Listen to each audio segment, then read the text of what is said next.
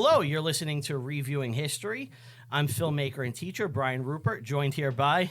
As always, Stephen Bagliacco. And Angelotti. Hi.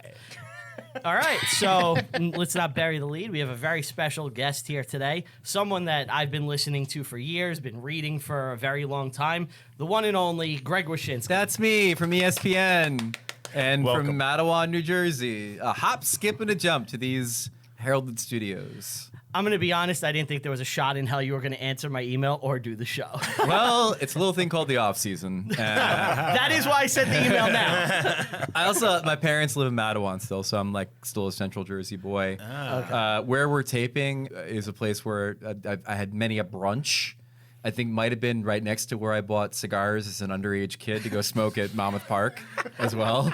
So it's So this is home field for you. oh yeah, a lot of memories here, a lot of memories. Okay, good. So, you know, you're comfortable here. You know, there's a lot of sites, As the you can KFC. see, as you can see, Brian's not comfortable. I hate doing the intro. You're good. I hate doing the You're good. intro and the outro. I hate it. I gotta. So I know the show. So you do? are. Yeah, I do. So you're the only sports fan amongst the trio. Yes. Yes. And so that established. Not only do you have them doing another sports movie, you have them doing a fucking hockey movie. Yeah. So like the most alien of sports. Like I don't think you're doing them any favors. I love this movie. I thought it was great. I All do right. too, But I'll say this. As much as we're not sports fans, if there's one thing we can agree upon that we enjoy is actually watching a hockey game. Hockey's the best one. Yes. I thought you were gonna say like abject jingoism about the United States. I mean, that happens here gonna too. happen. That's a given. So, like, if I can get them to watch any sport, it is hockey. Yeah. Yeah. Like, he'll never go to a baseball game. He'd Right. rather die. Yes. Right. I believe we went to go see the Devils Rangers. versus was it Rangers? It was the Rangers, best sporting No, event no, I've no. ever seen. Brian and I went to a game not too long ago. It Oh wasn't yeah, I Rangers, got though. free tickets. Oh. So I'm a big Devils fan, obviously. Yeah. I used to have season tickets until the past year. Oh. Was that economy or team being shitty? team? Tell them about the letter. Yes. Tell them. So Oh, okay. yeah. So I'm a passionate fan. So the team, I was like, I don't want my tickets again. Get rid of them. And really, I know you can't comment on certain things. I can comment on anything. Oh, okay. What's your thoughts on Lindy Ruff as a coach? I think that Lindy is an odd coach for 2022. Well, I don't know why they hired him. I can't find a discernible system. But the two things I'll say in his favor are that Jack Hughes really likes him, so keeping your superstar happy is important. Yeah. And then the same thing as the rest of the team, it's really hard to judge him when the goaltending has been hot Useless. garbage. I know. Right.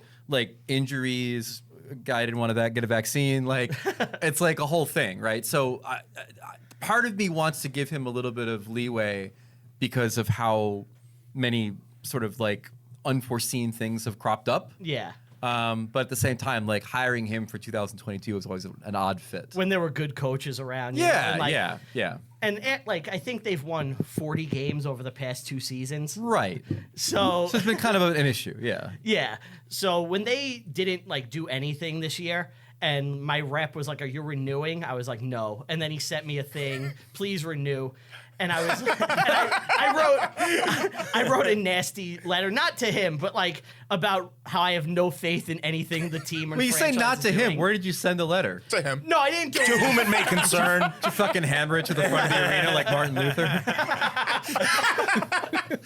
Put it on the church. Like 35 theses. It's on the Marty statue. What did the letter say? It was just really nasty. Not I didn't say anything to about the rep. You I know, it believe was you suggested they should relocate. yeah, I was like, blow it up, get out of here, end my misery. I'm also a Jets fan, so I'm really angry all the time. No, I know. Yeah. I understand your pain. Yeah. No, I first of all, Devils ticket reps are fantastic because there aren't a lot of people that go to the games anymore, so they're very activist.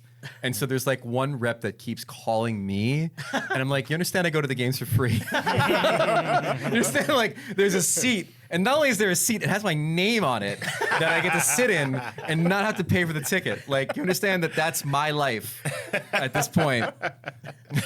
I believe Brian verbatim said it felt like prison rape every time he watched the game. I did say that. I said it was the hockey equivalent of prison rape. Wow. Every Devils game I went to. Wow. And they're like, it's half Maybe off we on lost him. Tuesdays. They'll still like contact He me and send responded. me emails, and I'm like, you don't get it. Like, He responded like, "Do you really think we should relocate?" because like I understand about the excuses for Lindy Ruff and like where the team is coming from with that. Right. But as a fan, I'm like, I just want to see you do something. Right. And even if it's not his fault, I feel someone has to be held responsible for this shit. Well, so You're also like me from, your life was spent watching the team succeed. yeah. And so to have the team not succeed is very awkward. And I bought my tickets Nico's rookie year. So Yeah. I was like, they're in the middle of a rebuild. That was my first year with season tickets. Right. I was like, they're going to be bad for a while. Right. And they made the playoffs, and the next year they sucked, and the year after they sucked. And after like 4 or 5 years, and every year getting worse. Well, okay, there's your problem. You didn't define what a while is. yeah. I mean, they were bad for a while. And the while has continued for several seasons. Yeah. It's They, if I'm not mistaken, weren't they in the Stanley Cup? Not 2012. terribly that's long 10 ago? years ago. Yeah. Yeah. Wow. I know. Your time frame is off. I mean, Not too long That's ago like, to you as a that's like decade. 25 MCU movies have come out since those were in the last Not too long. Stanley Cup. I think the world was supposed to end that year, wasn't it? Yeah, according to John Cusack, yeah.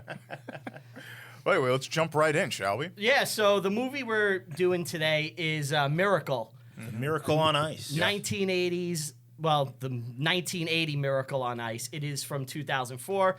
It's starring Kurt Russell. It's about the American hockey team, the U.S. hockey team, beating those filthy commie Soviet bastards.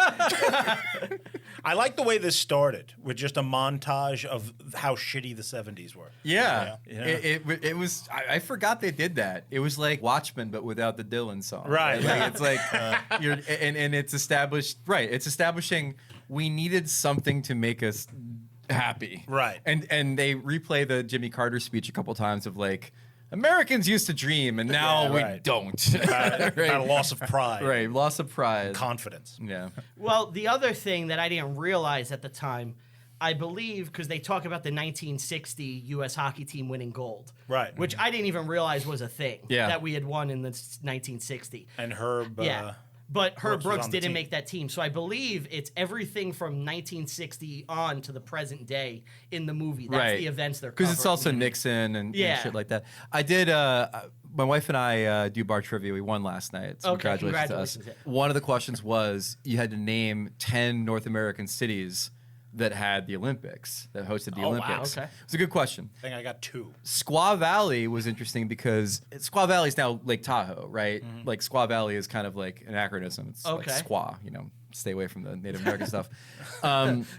But if you had put Lake Tahoe as one of your answers, you got it wrong because you had to put Squaw Valley. And that was the first time I had thought about Squaw Valley. And then lo and behold, I rewatched Miracle. I'm like, oh, fuck, right. Squaw Valley. What year was won that? the gold medal? That was 60? 1960. Yeah.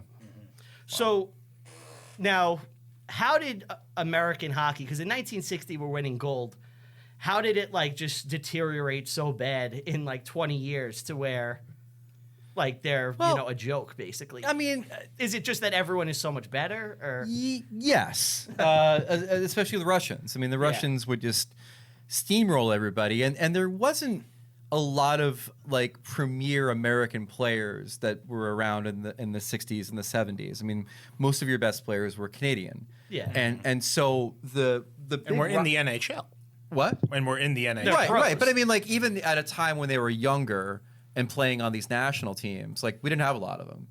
And so the big rivalry in the 70s was between Canada and Russia. They would do Summit Series. The Summit Series, yeah. Like that was where the heat was. It was Russia being like, we can beat these guys and occasionally would.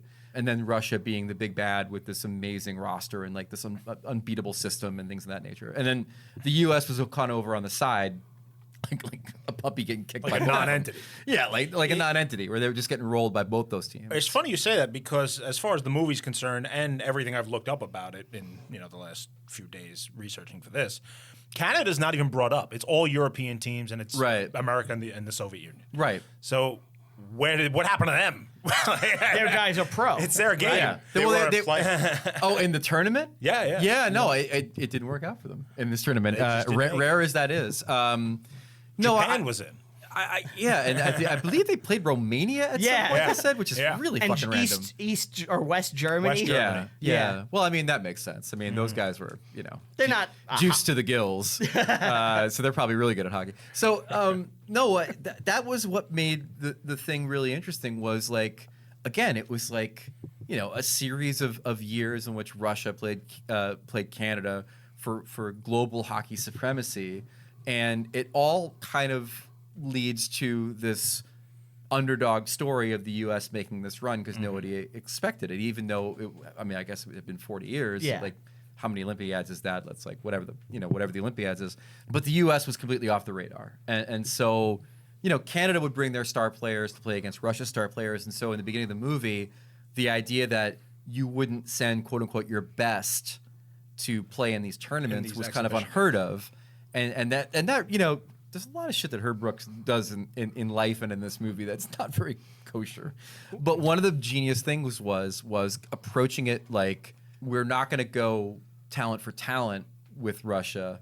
We're going to build the best A team. team. Now, This is a problem American hockey currently has. yes, I'm glad you brought that. I was going to mention that. I was going to say, this Yeah. movie, like this event infected American hockey and ruined it for the It next is like the 40 years. best worst thing that ever happened to American hockey. Yeah. Because what happened was, because of the legend of the Miracle on Ice, USA Hockey has for years not bought their best to the Olympics or to international tournaments.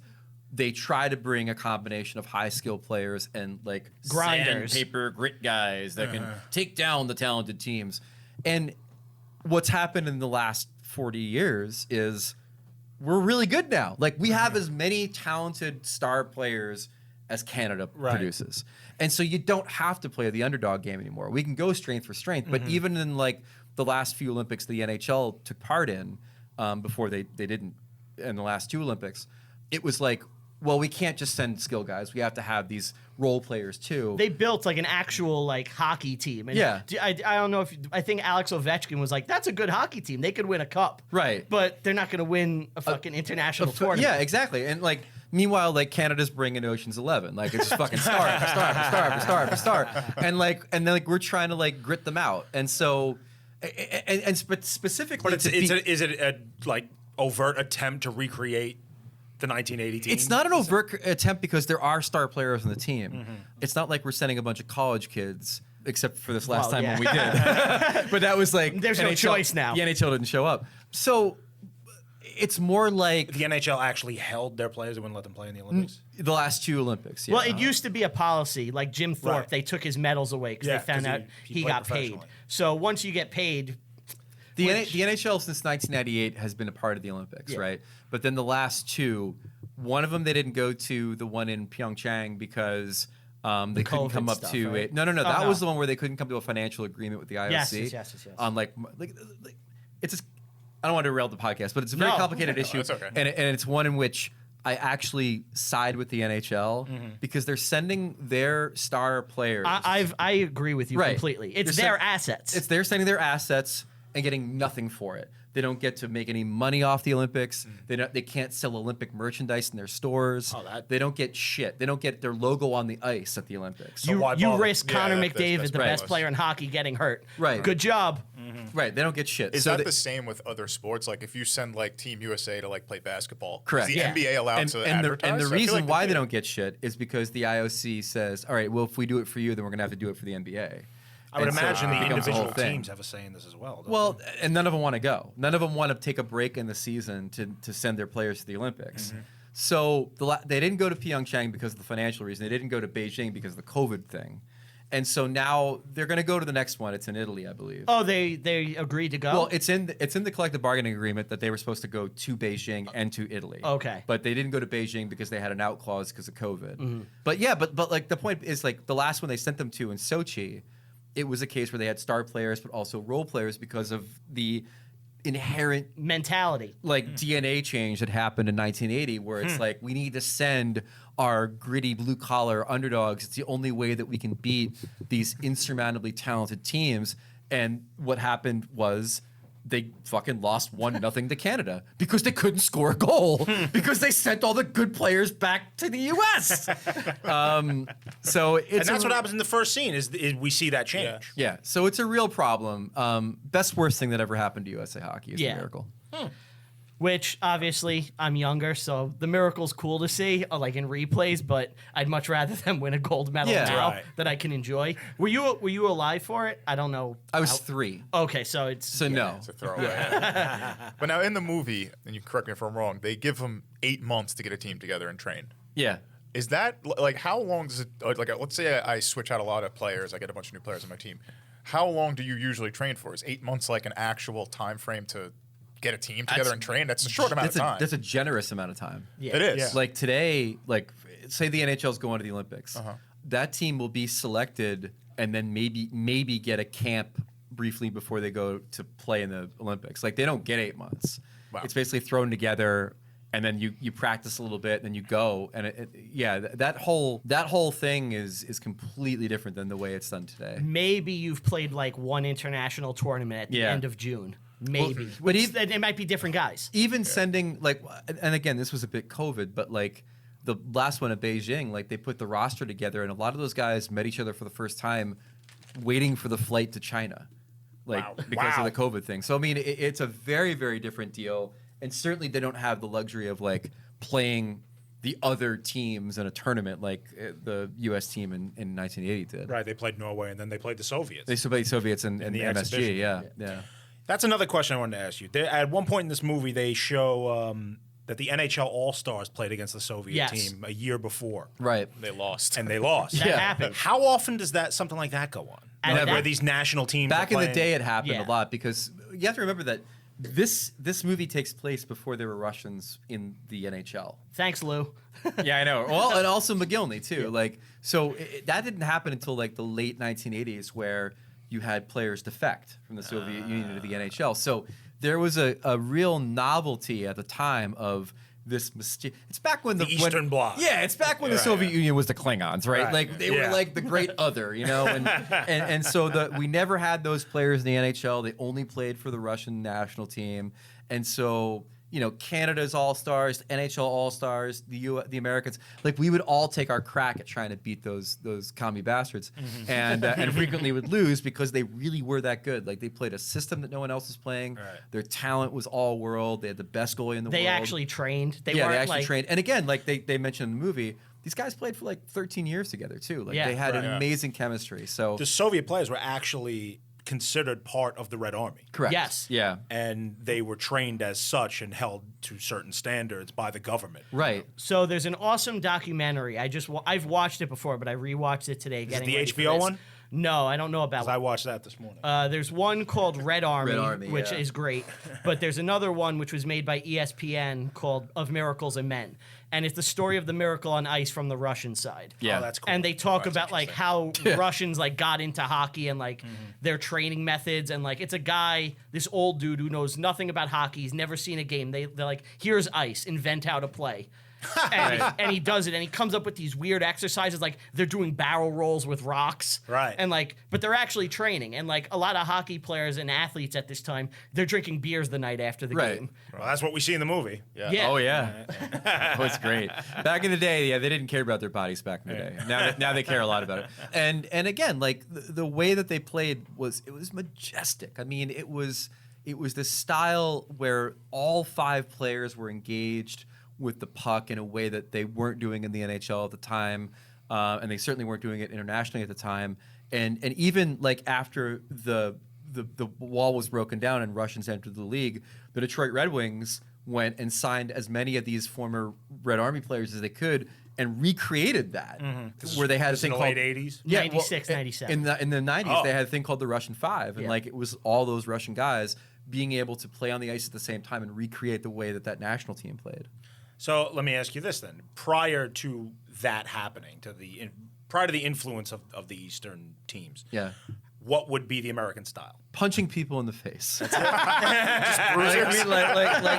It was the 1970s. It was the early 80s.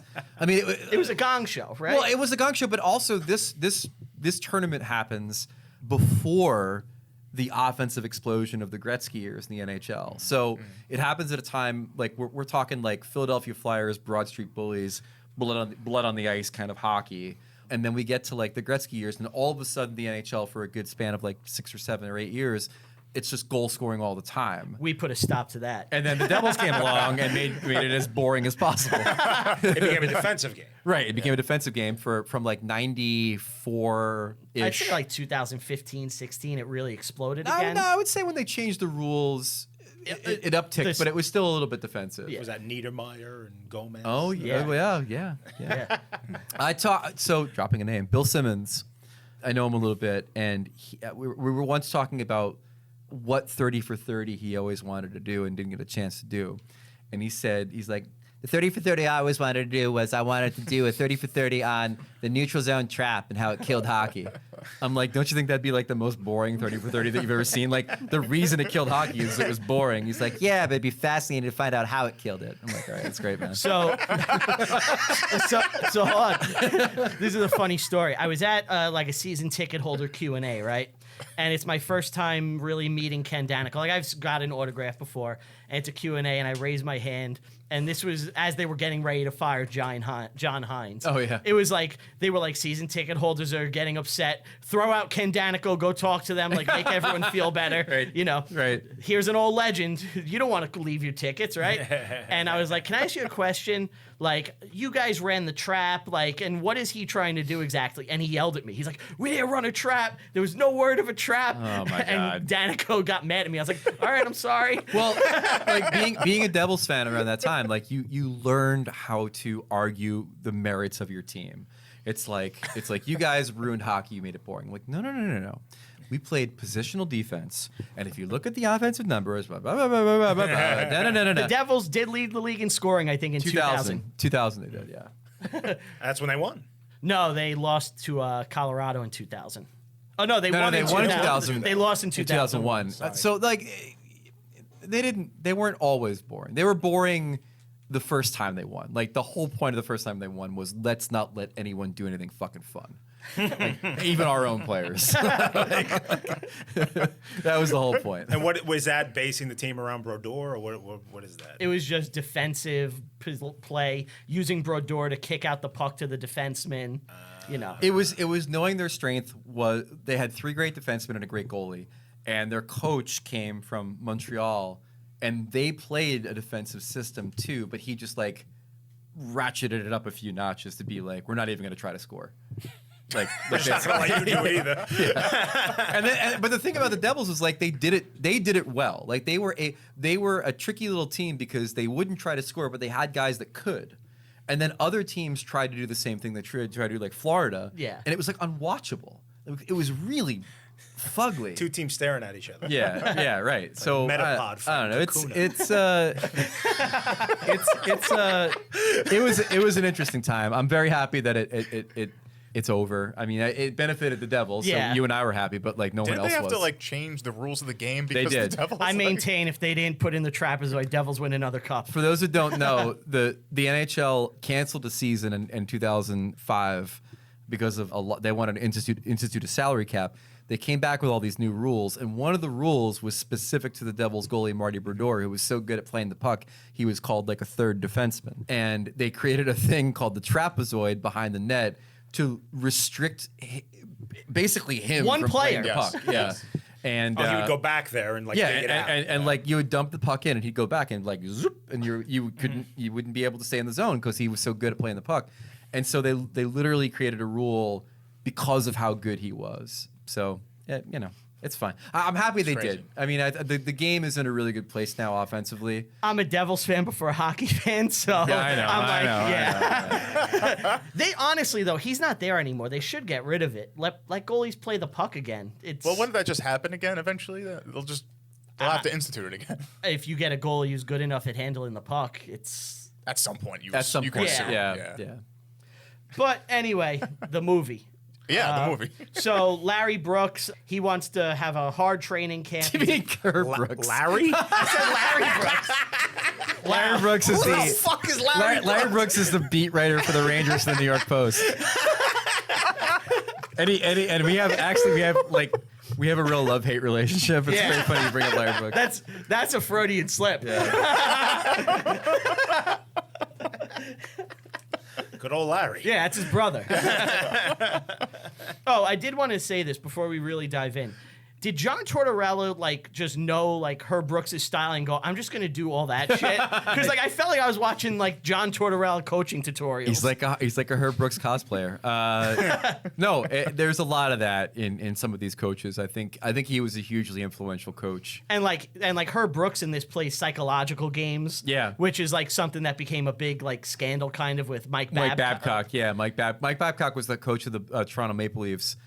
Famously graduated with a degree in psychology from McGill University. We know famously because he couldn't stop fucking talking about it, and so he Braggart. He got into trouble because he had a player, this guy Mitch Marner, he said he had him create a list of Players that weren't working hard. the best to the worst players in the team. Yeah. And Marner thought it was for his coach's own edification, and his coach ended up circulating the list amongst the teammates. Man. Yeah, it was that kind of shit that went on, and so he was fired for a lot of reasons, but that after It he was didn't fired, help his case. It kind of came out that he was playing a little psychological games with his team. But yeah, I felt like there's a lot of because as a hockey fan, you hear and see shit, and I'm like, oh, that's Tortorella, that's Babcock. Yeah. So the hard-nosed coaches, I definitely saw a lot of that in here. But he's a 3-time NCAA champ. The Soviets, they beat the NHL All-Stars, which we spoke about. And he's the coach at Minnesota University at the start of Yes. Right. Yes. And that's another thing we should touch in college hockey. There's a rivalry at this time particular between Minnesota and Boston, Right. where they hate each other. And a lot of the players are from Minnesota, Boston, and I think Wisconsin. Well, the team is essentially a union of the two. Yeah, but there are players from Wisconsin. I don't know how much that's overstated in the movie or not. I know there's heat, but the idea of can they coexist like it's fucking Survivor Series? Right. I don't know if that was necessarily as strong as it was. But there was definitely heat between those two regions. Yeah, They made. I watched a documentary. It was probably from 2000. Okay. This morning, and they made a big deal about how they kind of unified the team. They were all fighting each other, and they unified the team by hating him. Right. He became the villain. Right. Yeah. Right. And yeah, They say that in the movie too at Yeah. one point. essentially, Yes. It seems to me that most American hockey players are from Minnesota. What is that about? Cold. It's cold. It's close That's to it. Canada. cold. That's it. They got 10,000 lakes. They all freeze. That's a good point. What the fuck else are you going to do? That's a good point. Yeah, it's really Nothing about this movie. Not a single Minnesota accent in it. What the fuck is that about? Huh? Well, We're not actors. What is the accent Kurt Russell's doing? Yeah. Is that Minnesotan? I don't know. Minnesota's I thought- Fargo, Honestly, I thought I was getting hints of his John Wayne impersonation at times. Just a little bit, little tidbits. I was like, is he doing Big Trouble? But you get plenty of Boston accent in this movie. My yes, God, yes, Jack yes. O'Callahan. My OC. God, yeah, OC. Now in this, he gives them a personality test, right? Yeah. Did that actually happen? Do you know this? I didn't look at the history. I too saw much of nothing that. about that. No, when I right? looked up. Do you know that? Do you know if he did or not? I just listen. Everything I see in movies, I assume is real. Don't do that. So I assume he gave him a personality test. I assume that they all enlisted to fight the aliens when they came on Independence Day. No. I assume that was probably something. It sounds like something that he would have done. I believe that's Yeah. something that's real. From my understanding, a lot of the movie's pretty accurate. That's what it looked like to me. But He was a hard ass, this dude. That being in this said, movie. there's really no rhyme or reason to what he wants from that personality test. I don't think he actually gives a shit about it, to be honest with you. Because he gets mad the guy doesn't take it, then he's Right. happy he didn't take it, Right. then the other guys take it, and they're okay, but if he didn't take it, he'd give him shit. He doesn't give a shit. I think we're led to believe that he's looking for people who won't take his shit. Yeah. I mean that with like Eventually. the Jim Craig thing was like you didn't take the test, so show me the person who didn't take the test. Right. That's why he's so happy when he brings the guy from the Gophers. Yeah. Watching the Gophers. Oh God, yes. I love that, man. That's the one part where I'm like, if I was ever a megalomaniac, like I would totally bring in a ringer just to piss off. Right? Like if I was ever like running an office, I'd definitely bring in somebody from sales from another company to be like, look at this guy, he's pretty good, right? I don't know, he might replace one of y'all. But he a brilliant wanted move. them to band against him over that. Yeah, it's a brilliant move. He It said it worked. in the thing I watched. Yeah, there's The a real lot one. of like Lot of truth. He's doing psychological warfare, Right. You know, Just to hysterical. get Playing them. 4D chess. Yeah, He let them fight, which is something I always liked about hockey. Like if somebody gets to a fight, just let them do it. Let them do it till they fall. that's a I love casual it. move. I love that. That's how you know he's a casual. Yeah. But no, but in practice fights happen, and a lot of that shit Yeah. is very much just like two guys Let 'em have to go. just get it out of their systems. So I will tell you, Robbie McCanahan or Callahan, whatever the character's name is, the actor looks just like Jack Hughes. That's all I'm saying. I was like, oh, they got Jack Hughes. But that fight didn't happen. That practice fight, Oh, both players said that was bullshit. They were like, we didn't like each other at first due to the college shit, but they're like, we didn't fight on the ice. No, you're on the same team now. I think everybody understands that when you go there, right? It happens. it does happen. Yeah. Physical game. Like you're jostling in practice, and all of a sudden it happens a lot in the preseason too, because you have like younger players that might be minor leaguers trying to like make their mark, and they're just gonna like fight the biggest guy in the fucking prison yard. Like prison. yeah, right. Yeah. There was I can't remember who it was. There was that big fight from a guy. He was a defenseman. It happened a couple of years ago. I think he then got traded. I can't remember the name. Cam Jansen. Well, didn't Sean Avery? Not Sean Avery. Fucking More heroes. Tony D'Angelo. Brian loves Shawnee. No, I hate Sean Avery. Tony D'Angelo. Didn't he have a practice fight a couple It years wasn't. ago too? It was a situation. It was a fight. I think that they were leaving the ice during a game, and there was an incident. But yeah, Yeah, like players fight their teammates all the time. It's a rough sport. It's the only sport that I've seen someone get their throat slit and survive. and survive. The guy survived. Yeah, Yeah. that's right. There was a Was it skate? so this guy Malarchuk, I think Clint is- Malarchuk. Malarchuk. Yeah, he was a He goalie. just said it right, and then you corrected it. Oh no, I didn't correct it. I tried repeating. He it. corrected you, and you just go, "Yeah, go fuck yourself." I'm not good at pronunciation. That was a real Jersey thing. Yeah, that's what I fucking said. Malarchuk. Rule Yeah, McClanahan. he was a goalie, and he got his throat slit. Wow. Like on live TV, and they had to like cut it. And then one of his teammates was an ex-army medic, and he jumped in and saved his life. Wow. Yeah. He continued playing after that, but sadly, because of that, he got PTSD and just like kind of fell off. One of the most fucked up things I ever saw was somebody took a Todd McFarlane NHL figure and repainted book it guy? and did a Clint Malarchuk sculpt on a McFarlane figure. It was so terrible. That's actually cool. Some spurting. That's messed up. So he makes cuts day one, and the bigwigs at USA Hockey are all mad at Herb Brooks. Yes. And he's a man on a mission, you know. Well, they wanted to run it by committee, and as we all know, that's the best way to run anything. Right.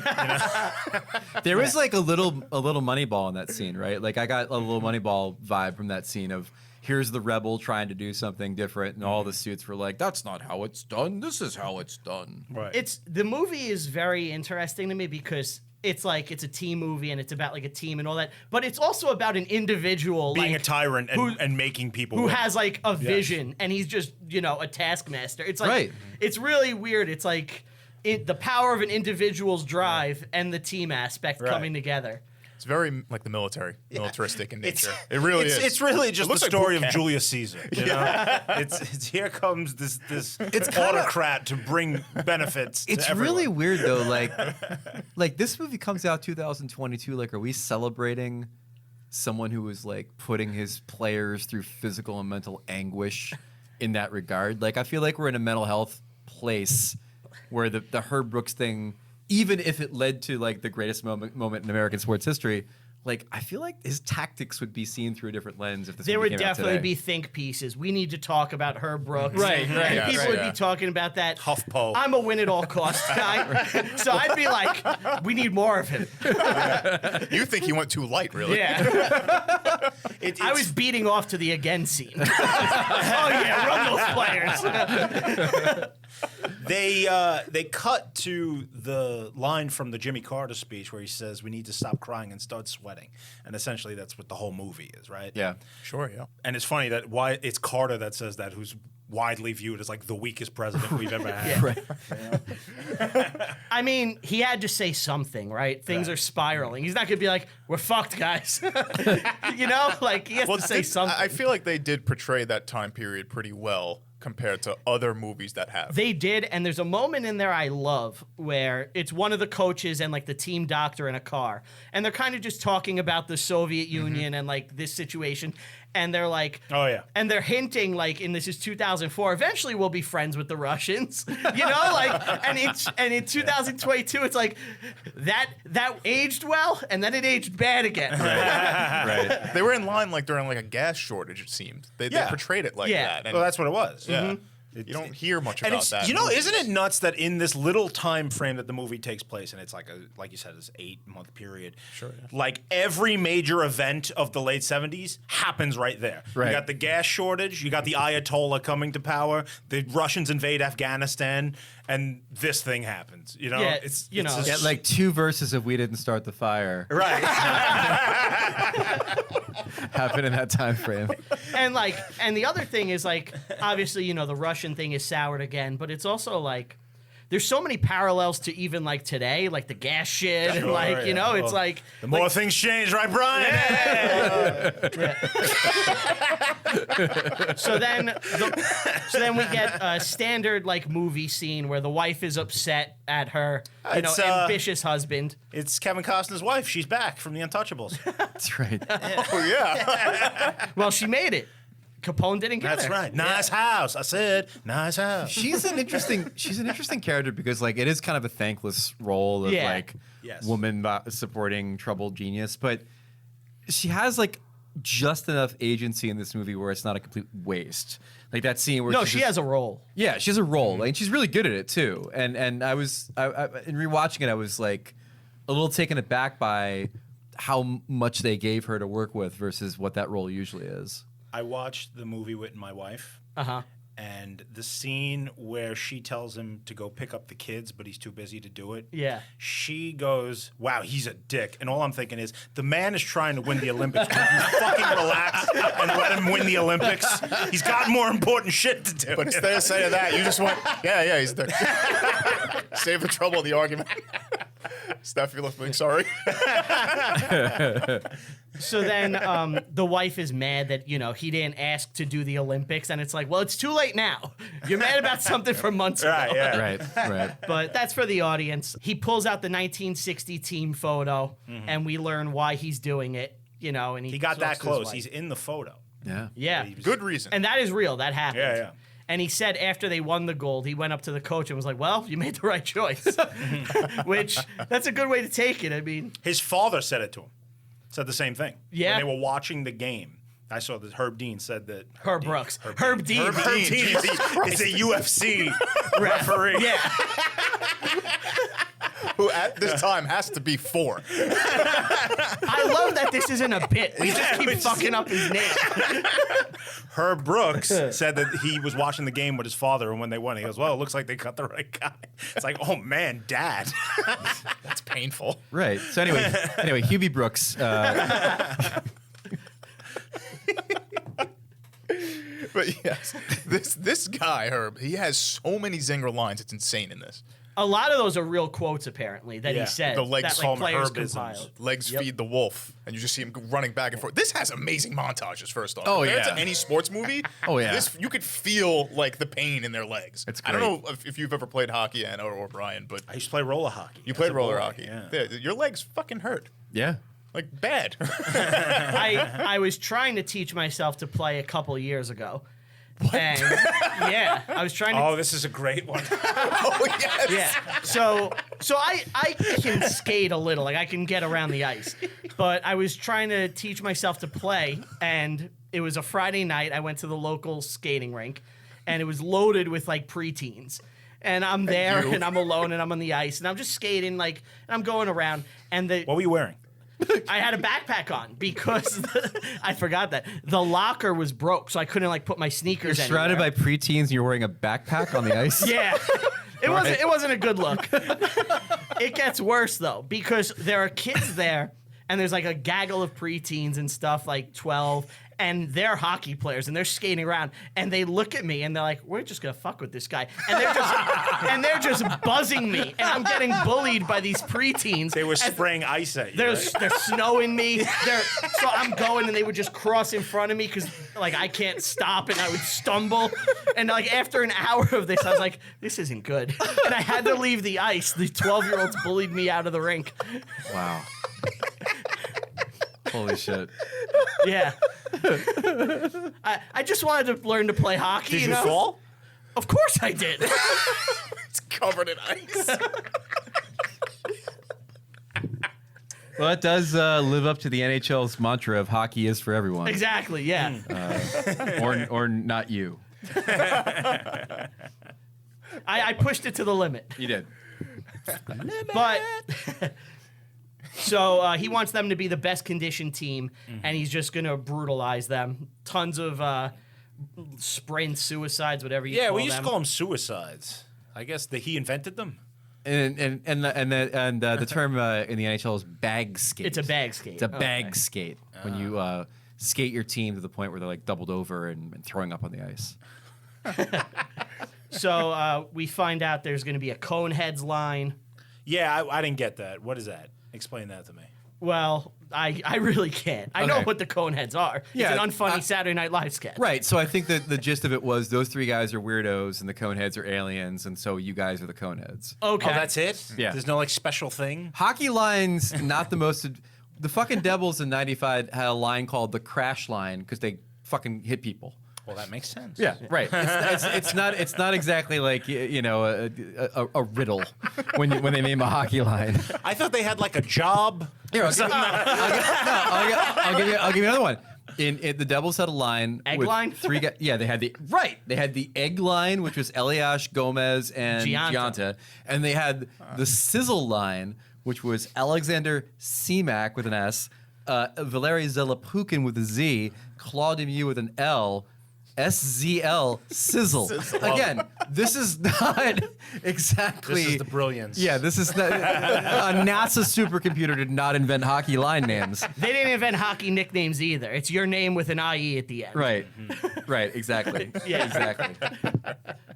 So they go to their first game, which I love what this team are scene. they playing? Is it Norway? I think it's Norway, and they're chick watching during the game. Oh, yeah. I love this scene. Oh my god, it's just so good. And the coach is fucking pissed. He should be. And Because they weren't playing up to snuff. They were No. like lazily playing. They Yeah. weren't And they paying tied attention. the game. They didn't even lose. They also weren't paying attention to their enemy. Watch what they're doing. Pay attention to the game. You're not paying attention. yeah. You know? and he bag skates the shit out of them. Boy, does he. Yeah. Before the fans leave, that was the part that really got me. Is like there's still people in the arena, like waiting for like the 3 stars of the game to skate out and wave to the crowd, and instead it's like these bag skating these guys in front of their like fans. It would have been awesome if there's one dude with popcorn. He's like, "This is great. I'm not leaving," and he's just watching the bag skate. And That would have been that you. was all real. Like he made them do that until they shut the lights out. Yeah. Yeah. Now the whole thing where he's like, Mike Eruzione, Team USA, that's bullshit. That Yeah, didn't right, happen. exactly. What really happened is Mark Johnson had enough and just started smashing his stick against the glass, and they were like, "All right, I guess that's enough." This is where you get the broke best them. line. Yeah. This is where you get the best line in the movie. Again. Send them. Again. Every time I thought I was going to stop, it just kept going. I loved it. So then the Soviets, they beat the NHL All-Star 6-0, Right. Just to elevate their menace. which, it happened. So the forwards on the Russian team, they say that they constantly circle. They're just telling you now all the information about your villains, your Russians. This movie does a really clever job of introducing the American players Yep. and the Russians. Like the American players, they do it in these little vignettes. Where you're from, blah blah blah. Right. You know, they kind of call out their own names. You know, there's a guy with a mustache, and here's the short guy. Like they do a really good job of differentiating. And the Russian one is great because it's like a briefing in a like a military movie, Yup. right? Like here's your old newsreel of these bastards, and here's this guy. And, Yes. oh, watch out for Fetisov and shit like that. Like it's great. Tretiak, if you score on him, keep the puck. 'Cause it doesn't happen it's often. fantastic the It's way great. they do that. Yeah. And is he considered one of the greatest goalies of all time? By far, yeah. Yeah. Yeah, he's fantastic, and we'll get to it. Yeah. But They say at this point he's the greatest in the world. It's just speaking back to that kind of military style they do in the movie, the scene where they play the Russians in the exhibition game, yeah. it's filmed like a war movie. You know, you've got it like you could replace the hockey game with machine guns opening up. You know, it's the D-Day scene in Saving Private Ryan. Yep. And Yeah, you're right. down to you know, they zoom in on the goalie and he's just dead. And everything goes silent, you know, like when Tom Hanks. Oh, gets the yeah, grenade. Right. yeah, the action he has sequences dead are eyes. so well done, but it also really shows how fast that game is. Oh yeah, Like that game is so fast. The way they shot it, like, reinvented the way they tried to shoot hockey. Like, it was all ice level. Like you said, it was the first time it really conveyed the speed of the game. It was a lot of stuff from the goal out as the players skate to. Are you saying the movie influenced? The movie influenced the way that they try to shoot hockey. Like hockey production. Yeah. It really kidding. it was the first time that the speed of the game and the physicality of the game was conveyed in a really cinematic way. And I've talked to people in production that were like, not necessarily ESPN, but other networks that are like, we use that as a reference point to try to recapture that vibe. This is Disney, right? Yeah, this is a Disney movie. Wow. But that's a cool tidbit. I didn't know that. There is a thing with sports movies, and it's why there's not more hockey movies. Also, no one in America gives a shit about hockey movies. But What about D3? Yeah, Mighty Ducks, bro. 3 Mighty Ducks movies. This movie's great, but it's no D3. look, I love Goon 1 and 2 also. But, you know, the third one hasn't come out. No, so Kevin Smith, for years, he was trying to get a hockey movie made. And Jerry Bruckheimer is a big hockey fan, and they had like a meeting together. And basically, he's like, no one gives a shit about. And Jerry Bruckheimer's like, you're not going to be able to do it, really. No one gives a shit about hockey. It's hard to finance. And the staging in a hockey movie is harder to film than almost anything else because there's constant movement on the ice. There's a million baseball movies because it's really slow. easy to put a guy on a base. Yeah. The production of it is just so much easier. And the hockey, it's just chaos. Football too. Like football Yeah. is there's a lot of things going on, but essentially you're just focused on the quarterback and then wherever the ball's going to go. Exactly. You know, so And hockey, you know, you need the big space. Anyway, the Soviets, they play the Americans 3 days before the Olympics and beat the shit out of them, like you said. Yeah. Which that's got to be so demoralizing. 10-3. They bring in the ringer, who's going to join the team. And I just kept thinking of the scene from Fargo. You know, where they walk in the house and the old man's watching TV. What are you watching? Watching the Gophers.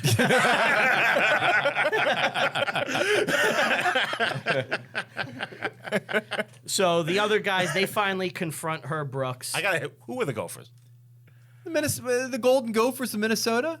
What are they? College team? Yeah. Oh, okay. Yeah, that's their nickname. You got Gophers in Minnesota, you got Badgers in Wisconsin, and so on and so forth. I'm seeing a theme. What's Boston's name? Eagles, right? College. Yeah, Boston College is Yeah. the Eagles. And then the university is the Terriers, I believe. Oh. Is there any hockey team that's not an animal? Lightning? College hockey team. The Wild.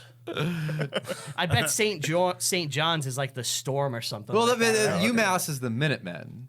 Oh, You got that. Oh, okay, there you go. Yeah. Now, in this, they they don't have a lot of funding for this, but they were taking a jet somewhere. Where did they get a jet? Did they own that, or was that just like a chartered thing? Like, what the hell's going on? Like, What a weird thing to focus on. dude, I don't know.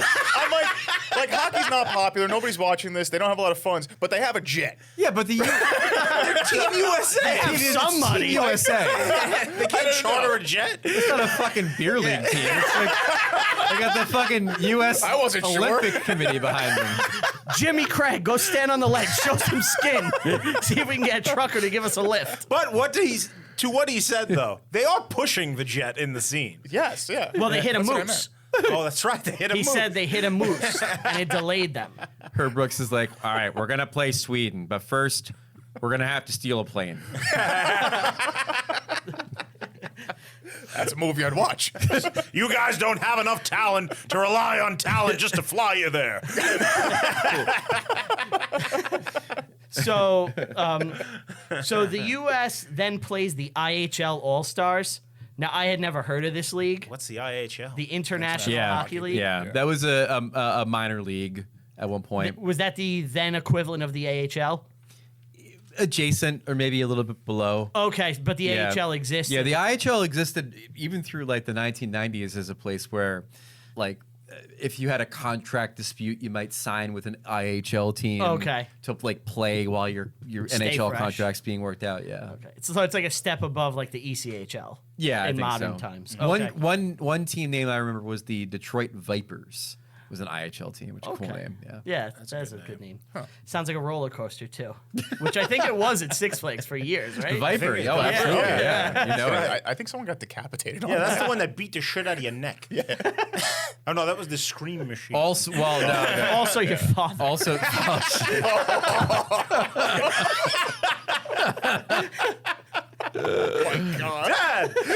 Dad! So then the boys, they call out the coach and they go, "We're a family."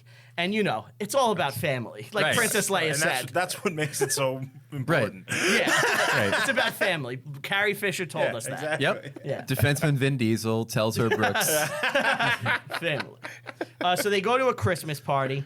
Herb Brooks gets a whip, and his other coach gets a whistle. Oh yeah, the friend from Truman Show. I just kept expecting him to show up with a six pack. Truman. So Herb Brooks goes home with the whip, goes to his wife, and she says again, "That bombed." Feel it. Yeah, it bombed. Feel All it. right. Feel it. Let it fester. Yeah. I took a shot and I didn't missed. even get. You what missed were 100% trying of to the say. shots. You went too fast. That's all right. You miss 100% of the yeah. shots you don't take. Brooks missed Christmas. He yes. cuts Cox, and that's why he has the nickname of the Moil. Oh, Jesus. I Fantastic. appreciate that. That's a good That was a joke. good one. That was a good That was joke. good. I was about to make it, and then you. Made it last night. Yeah, that's good. I wrote that down. I was like, "Oh, Gold. this is gonna save me. This is gonna redeem me from the bomb minutes earlier." It's a well-crafted joke, Brain. Yeah. So they go to MSG, the world's most famous train station, and they play the Soviets. Oh my god. That's the agree. Devils fan. Now in the me. Soviets at this time, I think they said it. They were 42-0. They had won 42-0. 42 straight games. Yeah. Insanity. I know. They get blown out. They give up 10 goals. They lose 10-3. And now it's time for Lake Placid. And there was a danger, actually, of giant crocodiles. Right, of course. You had to watch out for those. Oliver Platt was on patrol with his helicopter. Yes. They hadn't discovered Betty White Really? yet. Really going in. How many more you got in a row? I don't know. We'll see. So he's not going to cut Jack O'Halloran, whatever his name is. Jack O'Halloran? Jack Irish. Rue McClanahan. Yeah. of the This is Golden why State. nobody watches hockey. You can't pronounce any of the names. I should be able to pronounce Callahan, right? Yeah. O'Callahan? O'Callahan. O'Callahan. Yeah. See, that throws me off. Call me The O. OC, bro. So they're going to play Sweden. I believe Neil Brodin scores a goal. Neil Brodin, Devil. 95 Cup Yeah. winning Devil. That's right. Ah. Yeah.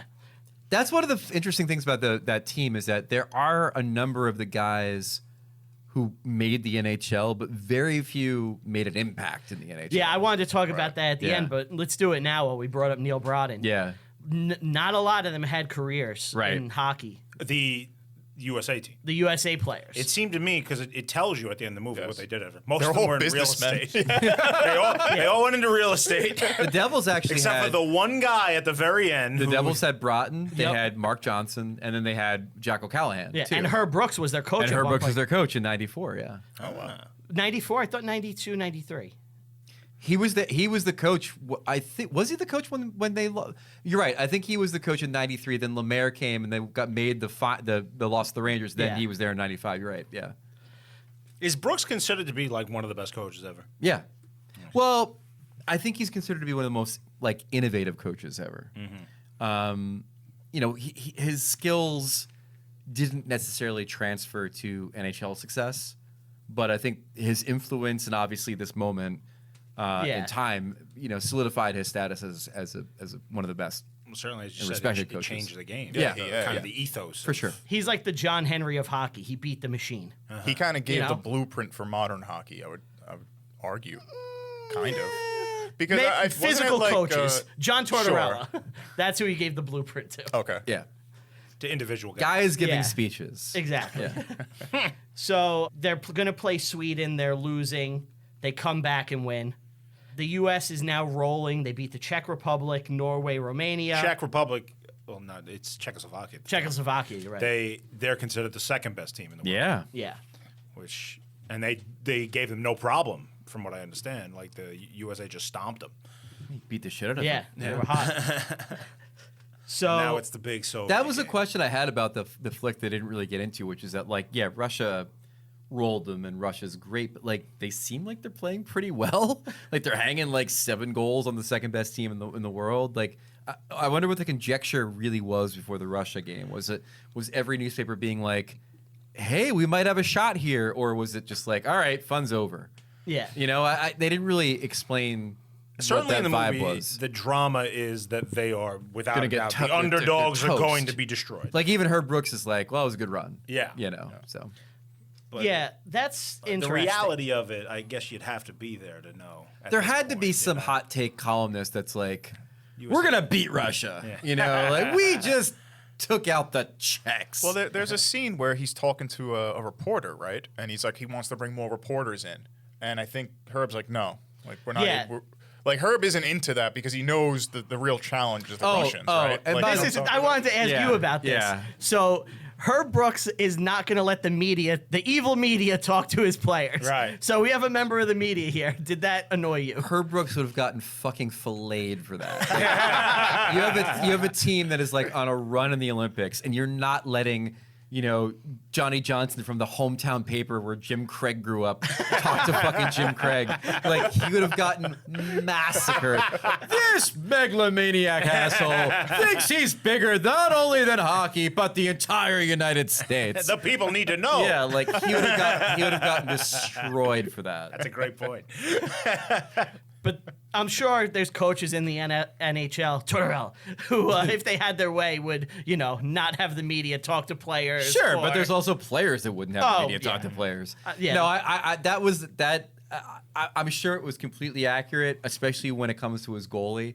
But like, if you pulled that shit in the Olympics now, where they're just like, you know, we spent $10,000 to send our reporter to Beijing because we're from, you know, again, like Mike Eruzioni's hometown. Like, you'd have to let Mike Eruzioni talk to that dude, especially during the prelims. Yeah, just imagine, like, yeah, we're not talking to anybody. Right. Like, NBC is just like, yeah, here's old footage, I Right. guess. Yeah, I That mean, being like, said, though, if he did talk to him, what's he going to say? Yeah, we're giving 110%. We like our chances. Sure, but I'll tell you exactly what he's going to say. We're going to get pucks in deep. We're going to battle on the board. Well, you heard it here, folks. The exclusive interview. but you never know. Like, but then like you're like, oh, what do you think of the Russians? You know, like, we're gonna beat those commie bastards. Like, oh, there it is. There's that line. You know, you never know. But I mean, you mentioned it just now, and it is interesting. Like, this is at a time in Olympic television history where they didn't talk about it in the movie, and they might have actually like fudged it a little bit. But I think this game was shown on tape delay. It was Yes. tape delay. The Right. game happened at 3 p.m. Right. So I was talking to someone the other day about the game, telling them I was going to watch the movie. And I was like, how did you feel like going in? Did you watch it? You're a hockey fan. And he's like, to be honest, like it wasn't kind of a big deal going in. We thought they would lose. Like no one cared. Right. And then as the buzz happened, it was like they're playing the game at night. And like there's something's up, you know, like it Yeah. kind of like word got around. Right. And then everyone, you know, he watched it at night. So I'm sorry, but your point about rights holders is interesting because like he would have never been able to pull that shit in the we're spending billions of dollars on the Olympic rights thing. Like NBC would talk to those guys. Yeah. If that was the case. I heard that the Russians actually denied. They wanted to reschedule the game so it could be played on live television, but the Russians refused it. Really? Yeah. Well, that so I don't know why they would do that. So in that the documentary I watched on ESPN today for Miracles in Men, they say that there was an Olympic figure skater who won gold the night before. Brian Boitano. Not Brian Boitano. He was actually fighting Genghis Khan at that time. At that point, it's probably your Scott Hamilton, right? Yeah. Somewhere around there. But no, some female Russian won a gold medal in figure skating. I don't know her name. Her father started the Russian hockey program. But when she won, the Russians were celebrating with her all night. Like they were drinking champagne. So having a 3 p.m. game probably didn't exactly help the celebrating Russians who thought they were going to roll the Americans. Wow. And they allude to that in the documentary without being like, yeah, we were hungover as fuck. So it's time for them to play. So a telegram came into Herb Brooks that said, beat those commie bastards. And then he gives Texas. Yeah. And he gives the speech. The speech. Yeah. Right? Now, I got to admit, the speech has lost a little power for me over the years because they play it at 6-1 in the Devils Arena as they're getting pummeled by friggin' the Winnipeg Jets on a Tuesday night. It's hard to care about the speech as much The anymore. single greatest thing about the speech was when the movie came out. You probably remember this. The movie kid. came out. There was a kid, like a 6-year-old, Yep. that wore a suit and was filmed doing the Herb Brooks speech with like little kid voice, like And it's cute, yeah. Yeah. Their time is done. This is our time. School them, kind of thing. It was the Herb Brooks. He got on like Ellen Yep. and did the speech on the Ellen show. Like it was a huge viral thing. That's adorable. It was Didn't great. he keep doing it till he was like 20? And it wasn't cute anymore? It was like- He's a one-note guy. I didn't Bart realize that was like Simpson a in, legendary thing. In that episode where he keeps saying the punchline. Fuck, what was it? You know what I'm talking about? Which punchline? It's the one with Krusty. He keeps, Cowabunga. No, he keeps fucking up, and it's like his catchphrase. They all want him to say it. I didn't do it. Thank you, get him. Right. Yeah. Say it. Say the thing. Say the thing. Yeah. Yeah, and that's this kid, just doing the speech again and again and again. Great moments of one form. I didn't realize that was like a legendary speech that people. Oh, yeah. And like you said, like they play it on the Jumbotron at games. Oh God. To fire up the crowd. Yeah, to this very day. Oh my god. Yeah. And Somebody's got to do a new It is a speech. good speech. It's awesome. Yeah. But as I'm sitting in a Devils arena on a Tuesday night and they're losing 6-1 to Winnipeg, it's like, yeah, you're not getting me jacked up anymore. I was in listening to this and listening back to the speech, I find it really it's two separate ideas. On the one hand, it's like the Russians are fucking great, but if we play them 10 times, we might beat them once. On the other hand, it's this is the end of their era, and now it's your time. I'm like, but you just said We're here at the that waxing they're of an age. so fucking good that if we played them 10 times, we might beat them once. Yet at the same time, you're telling me that it's the end of their era. No, those are two diametrically opposed ideas that you're giving us. You know what? He knows the players are like, they're picking up snippets that Right. relate to them and the rest is in and out. Right. So whichever one you need to hear, you're going to get. Then they Has they go anyone out. here ever given a locker room speech? No. Have you? Oh, I don't think so. You did? You did. I have, yeah. Oh my god. In what locker room? I was a captain of a wrestling team. So, Oh, wow. yeah, in high school. I wrestled into college, NCAAJ, and I was on the team for like a month or two. And then I was like, I'm going to drop out of college and become a rapper. I don't regret it at all. So when you give a speech in a wrestling locker room, isn't that technically a promo? Yeah. I was like, you listen here, brothers. Now that I'm thinking of it, the speech is kind of reminiscent of the Goonies speech. It's our time down here. Right. Down here, it's our It's time. also Little Giants. Oh, yeah? They say in Little Giants, they may beat us 99 times out of 100, but today we win. The Something like thing that. I didn't pick up on until I watched it again, I don't know if it's stated explicitly in the movie, but are we to believe that Herb Brooks was inspired by Jimmy Carter's speech?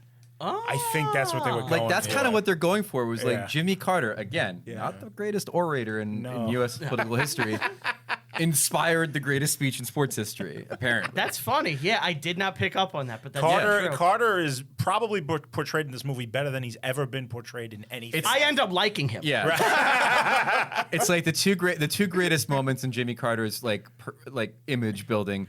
Habitat for Humanity and this movie. His peanuts are damn good too. How about Billy Beer?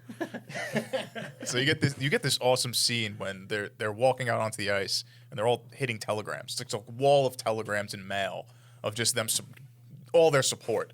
And I thought that was just really awesome. I don't even remember that. That's a real thing. Like I've covered when I covered the Nashville Predators when they made the Stanley Cup final, they had a wall of stuff kids sent in. The Lightning had a wall like that where it's like kids send in drawings and letters and stuff of support. Like that's a trope for hockey. Yeah, do you think the Devils took my letter where I'm like, it's like prison rape, and they just put it up? We're doing this for Brian. You broke this man. They blew up the quote and put it on the part of the ceiling in the locker room right before you walk out, and they slap it. Yeah. Like in Notre Dame, they just slap it on the way out. The Soviets just have 7.62 shells hanging. The Soviets just have a picture of a gulag in Siberia. This is your future if you lose. So we meet the Russian coach, and he has evil eyebrows. Oh yeah, they really. He has the eyebrows of evil. Victor Tikhonov Yes. is the coach of the Soviet team, and he is. I mean, I don't want to say he's the Herb Brooks of Russia because he's actually a much more worse. successful coach than Herb Brooks. But he is like all of the Herb Brooks stuff of like bag skates and brutality and all that shit to the nth degree, like beating up his players. Yeah, every single thing was timed out. Really? The players were allowed to have zero social life because it's the military. Yeah. Right. So like you play hockey and that's it. You train, you sleep, you work. Right. Which is, that's why they're successful. And for a lot of hockey players, as far as I know, during the season, that's what their season is now. Like they isolate and they just play and they train and all this. And he had enough success where, like as we'll see in the game, he pulled the best goalie in the world. Yeah. After a period Of 2 goals. Yeah, and like, but that's how much like sway he had because he was so successful behind the bench. And in the documentary, they ask Tretiak and they ask like the captain and they ask all those guys and they say, "Were you upset when he got pulled? What did you feel?"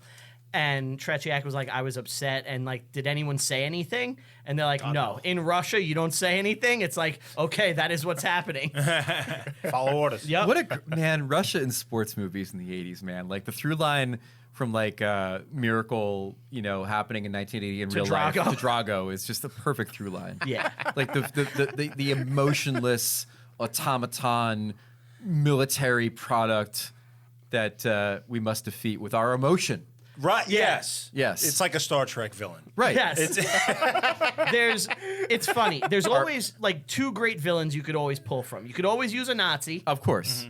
and like you could always use a cold Soviet like Russian. It You always Americans works. think you can win. You have Yeah. rules. Right. That's the thing I'm really hoping for with this new Putin shit. I would love to see Russian villains come back. Yeah. A resurgence. Bring them back, yeah.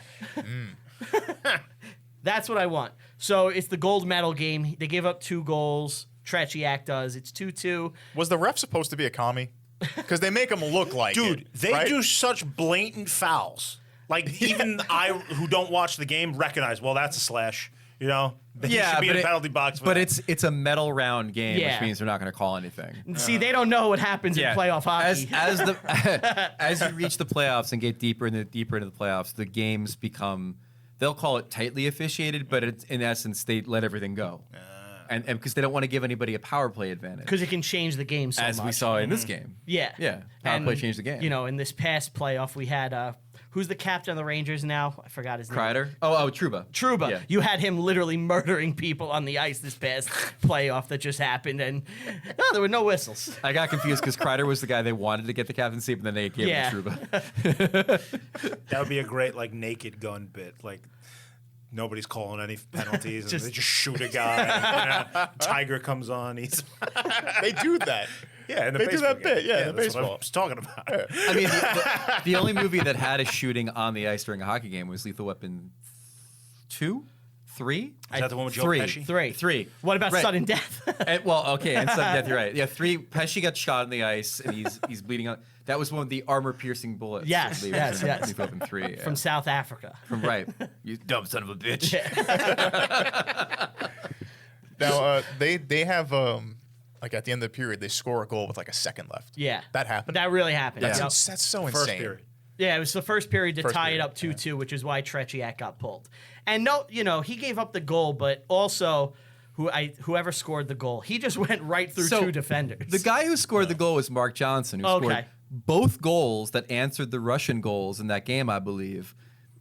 And yet Mike Eruzione is the guy that, like, He got the winning goal. he got the winning goal. And he's the captain, And right? he's the captain, and he's made an entire life off this goal.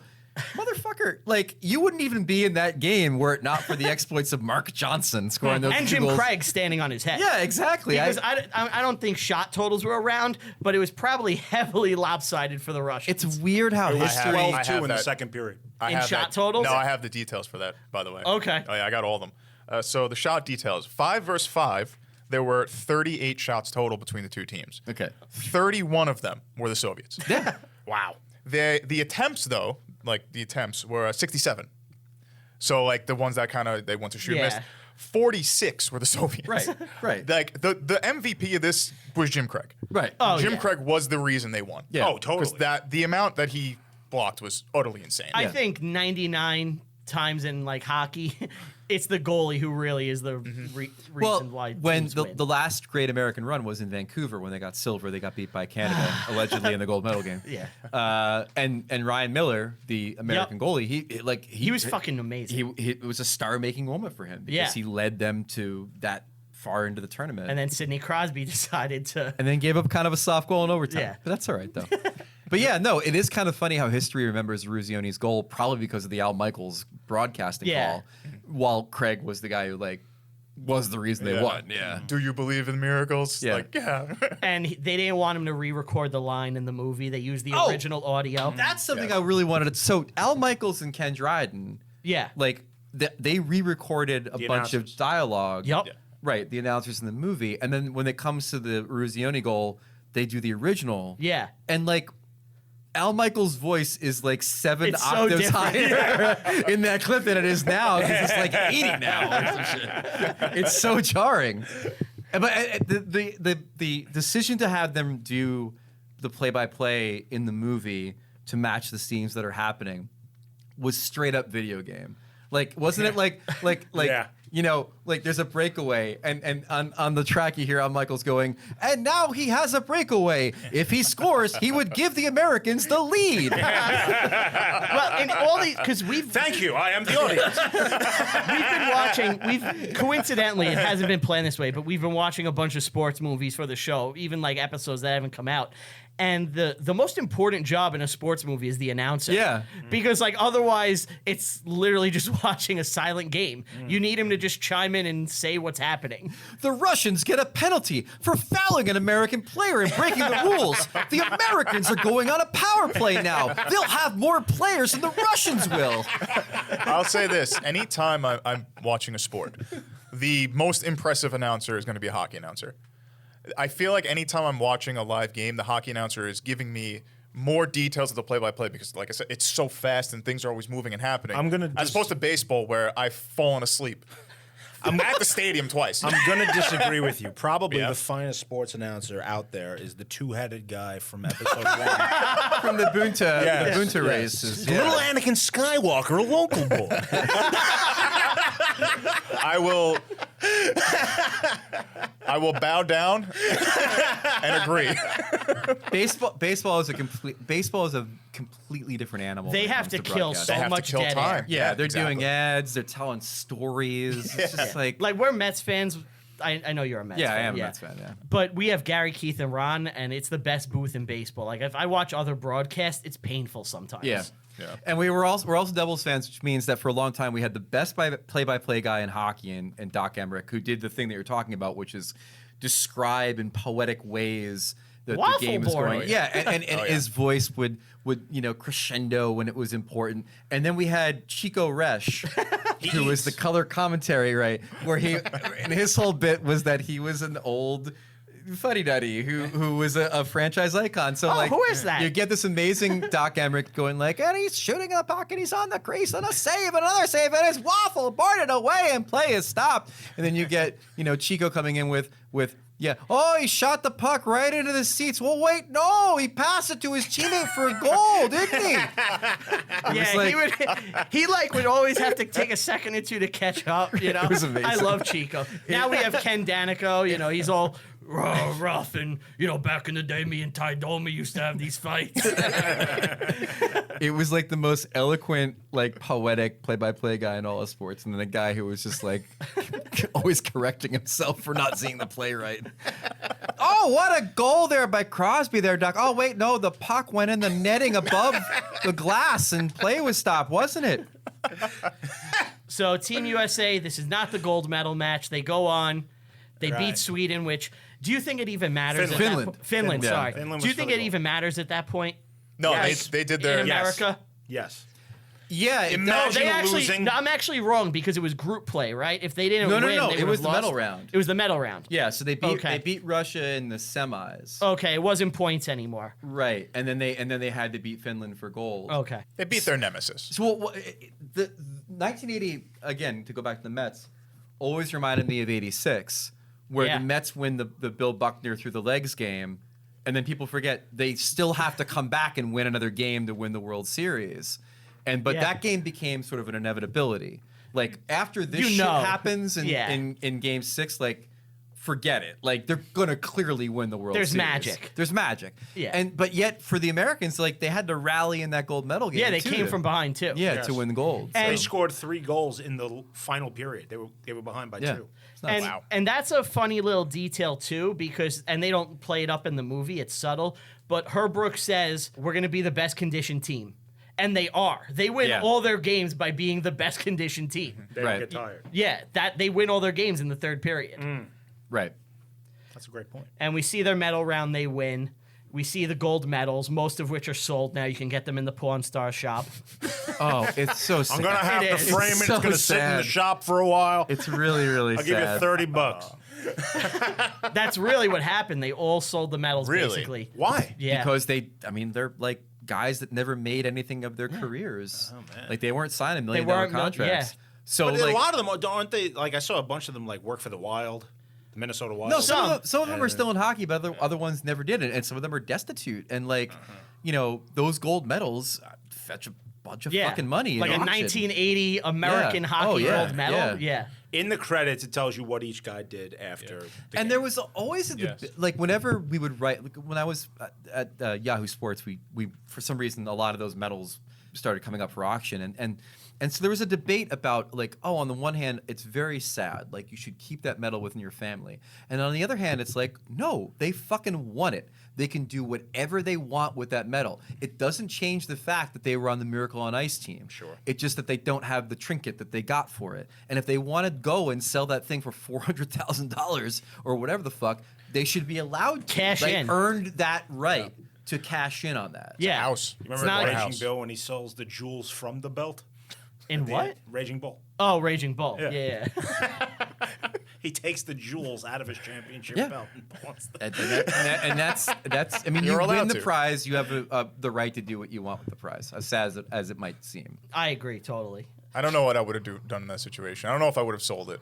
But then again, a house is a house. You could buy a house. Eventually, It's retirement. They held on to it for 40 years. They're all older Yeah. guys. It's like a lot of them, it's sad to say, how many years do you have left? You want to secure your family. That's the thing. Sure. like it was a lot of like, I'm selling this for my grandkids kind of shit. Did Yeah. anybody put like one in a museum? Maybe I know like belongs in a museum. Jim Craig's pads and mask are in a museum in the hockey museum. Yeah. Dr. Henry Jones punches them in the face and takes the gold medal at Sotheby's. This belongs in a museum. The metal is ours and yours and mine. Look, it's burnt into the guy's hand.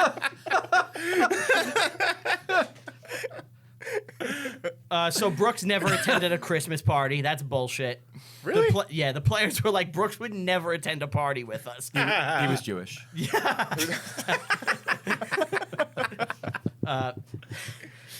That was good. That threw me off.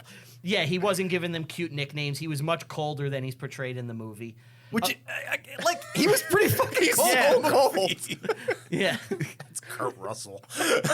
Like he's already. By the way, just, like, we didn't talk badass. about it. My favorite scene in the movie. If you're not going to like demonize Herb Brooks as a megalomaniac who abuses players, is that scene in the hallway when they win? Oh, Where it's so just, good. It's just him by himself, and he's allowing himself that one moment to kind of like Be human. be human and Yeah. be relieved and And celebrate. So good. And Yes. that was the moment when I was like, this is about the individual. Yeah. You know, it's about the individual who guided them through this. Right. You know, and that's really the thing with the movie. Yeah. So a couple of things on guys who, you know, had careers after. Mike Eruzione and Schneider, they played in the IHL. Jim Craig was on 3 NHL teams, really didn't go anywhere. Bill Baker was up and down. He was done by 84. Mike Ramsey had a pretty good career. Yeah. Neil Brodin had a good career. He was a Cup champion. Oh, nice. But With who? Neil Brodin? You're New Jersey Devils. Devils, baby. Okay. Should have been 2 times, but you know. Anyway, so happy note we can end the movie on is the actor that played O'Callahan went, joined the military, fought ISIS, and then killed himself. So that's Wow. a fun Oh, detail thanks. to end the movie on. Good God. Yeah.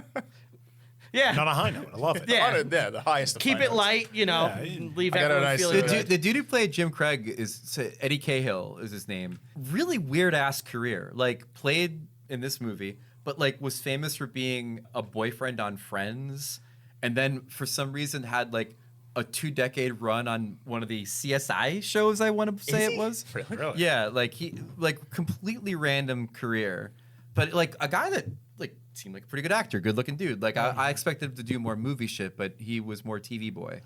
A lot of these guys are just hockey players. Like Yeah. I was looking up things about the movie, and basically, like it's going to be easier to teach hockey players how to act than teach actors how to play Right. hockey and make it look good. Right. Well, it's like easier to teach oil drillers how to be astronauts than astronauts oil drillers. Yeah. So CSI New York is what he was on. And and like look at the years. Like he's been on the show for like 2 decades. From 2004 to 2013, 197 episodes of the show. He's like the fucking Chris Maloney of CSI New York. Like who'd have known? yeah, that's ridiculous. That's a safe But that's a job. good career. I mean, he doesn't Yeah. really need to work at all. You're not gonna be an A-lister, but that's a safe career. Yeah, choice. that's good. You know, know. he can hit the con circuit. Yeah, of course. The concert. Yeah. Ew. Is there like are you talking about like going to Comic-Con as a CSI New York, or That's there is exactly what I'm saying. is there a con for cop shows? I bet there is. Cop-a-con? CopCon. I don't. It's outside Dunkin' Donuts every day. I'd believe it. I'd believe it. Every like middle-aged guy in the civil service watches those shows every single day. So you know what? There is an audience. Appearing Friday, Jim from Blue Bloods. Like, oh fuck, I gotta get my Gotta get- picture gotta with- get there. Yeah, Jim from Blue Bloods. So Hey, I got parents. Fucking I got parents. I know what Blue Bloods is. my in-laws love Blue Bloods. It's on every day at my job. I know Blue Blood. Sorry to hear that. So Blue Bloods famously was on Friday nights. Like they put on Blue Bloods on Friday nights because they know who's watching Blue Bloods. oh yeah, they know their audience, and it's like 7-10 seasons. Like it's a long time. Yeah. I'll My tell- parents would go to Atlantic City and then like take a break to go back to the room to watch fucking Blue Bloods. We're gonna miss our stories. Honey, get off the slot machine. Blue Bloods is coming on. So to put a cap on this episode, also, sorry, I wanted to mention this. Fatizov was a teammate with Neil Brodin on the Devils the Cup year before he got traded. The Russian guy? The Russian guy Fatizov. Oh. Was he good on the Devils? I I wasn't don't a think- hockey fan. I don't think he won with the Devils, Fatizov. No, he won with the Red Wings. He got traded that Right. Cup So season. he and Broughton weren't teammates though, I don't think. Oh, I thought. Broughton came on in '95, and by that time Fatizov was on the Red Wings. Okay, I read that they had overlapped. No, I don't think they overlap. But he and Kasatonov, the two Russian defensemen, were teammates on the Devils. They came over not at the same time, but eventually were reunited on the Devils as defensive partners. Wow. Yeah. Yeah. So to end this episode, we're gonna play a puck soup game. Oh, excellent. Yeah. It's called Schlem Code. So, and all you guys have to do is name a player that was on the roster of either of the two teams. The Russians or the Russians or the Americans. Anybody that played on either of the two teams, and you just watched the movie. I can do it. Last person standing wins, though. You can go first. Oh, Steve. I'm not gonna. I know go. Jim Craig. That's all All I right, know. he's off the board. That's all I know. O'Callahan. All right. Mike Eruzione. Okay. Yeah, I'm done. That's all. You can't name a Russian? No, I can't even pronounce their names. Okay. Kidding me? Anthony? McCallahan. Yeah. Mark Johnson. Mark Johnson, yep. Checks out. Yeah. He's out. Steve's Oh yeah, done, I'm yeah. done. I'm tapped. Tetrarch or whatever the fuck his name. I'll give you that. I knew who you meant. Tetrarch. He Tretiak. somehow found a more Russian Tetris. It's actually Roman. Fetisov. Yep. 95 Cup champion. I've mentioned him 10 times. Starts with a B. Hang on. I'm impressed with that. Give me a moment. Oh, dead air. Everyone loves yeah. this. We're good. Yeah, you got 5 Bratislava. What is it? Bratislav Brodin. Brodin. That was close. God damn. I gotta say, I'm shocked the hockey writer won. I thought you guys had him. Yeah. I Can know you what do I'm another pl- one? I know when Just I'm playing a to losing bury game. me. Yeah, Mike Ramsey. Okay. Yeah. All right. Well, fuck me. He didn't even start pulling the Russians. I didn't even attempt that. Well, according to the rules, I just have to throw out a bunch Yeah. of fucking consonants, and it may land on a right answer. You got in the ballpark. I'll give it to you. All right, so that does it for this episode of Reviewing History. Yeah. Want to give a big thank you to our guest Greg Wyshynski. This was a blast. My Thank you pleasure. very much. Thanks for having me. Thank you so much for We doing got to this. do one more thing. What's we gotta, that? Gotta rate it. We got to rate this movie. Oh, we got to Oh rate the yeah, movie. yeah. What's the scale? 1 out of 10. 1 out of 10. Yeah. 10 being the highest? 10 being the highest. 10 being the highest. It's a very complex Wait, system. I hate to. Well, he knows that I ask a lot of questions Yeah. about rules. Is this in comparison to other movies, sports movies? Just opinion. It's hockey your movies. your opinion of it, how accurate it is to reality. It's very And- tenuous how you Yeah. feel about It's it. whatever how you would rate this movie just on your own. And is it enjoyable? Solid 7. 7. 7. Okay. Good. It's good.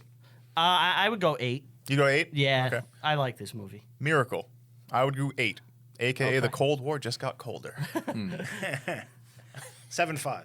Okay. Well, I guess I'm low because at the end of the day, it's an amazing performance that holds the movie together, and they do a good job introducing all the other characters, but you're just kind of like in that sports cliche peaks and valleys until you get to the finale. You're not the intended audience, though. I'm the intended I'm audience. the fucking hockey. Exactly. You're looking into it deep, and you want more out of it than the layman. The movie's mass appeal, obviously. Oh no, it's an effective like sports fable, for sure. Right. It's it's kind of a miracle in itself that they didn't have a bunch of fucking sparks fall from the ceiling when Eruzione scored. Like, just, No, natural theme kicks in. I understand that, but even as a connoisseur of sports films, I mean, like compared to Moneyball. Like Moneyball has some scenes with the guys on the A's, like Giambi and David Justice, that are weightier than the scenes with like Jim Craig and players like that in this movie. You didn't like the shower scene in the montage? I love the shower scene. Are you kidding me? I was hoping it'd turn into like Eastern Promises and they all start fighting with their dicks out.